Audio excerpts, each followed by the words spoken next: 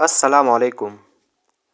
حضرت یوسف علیہ السلام کو جب ان کے بھائیوں نے ایک بہت بڑے گہرے کنویں میں پھینکا تو جبرائیل امین کو حکم الہی ہوا کہ اے جبریل، سدرۃ المنتہا سے اسی وقت پرواز کرو اور یوسف کو کنویں کے تہہ تک پہنچنے سے پہلے اپنے پروں پر اسے اٹھا لو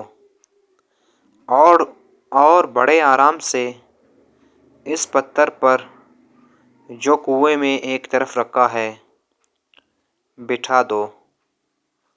چنانچہ جبرائیل امین لمحہ بھر میں وہاں پہنچے اور حضرت یوسف علیہ السلام کو اپنے پروں پر لے کر آرام کے ساتھ اس پتھر پر بٹھا دیا، اور پھر وہ قمیص ابراہیم بطور تعویذ یعقوب علیہ السلام نے گلے میں ڈالی تھی، وہ تعویذ کھول کر آپ کو پہنا دیا۔ اس سے اندھیرے کنویں میں روشنی پیدا ہو گئی۔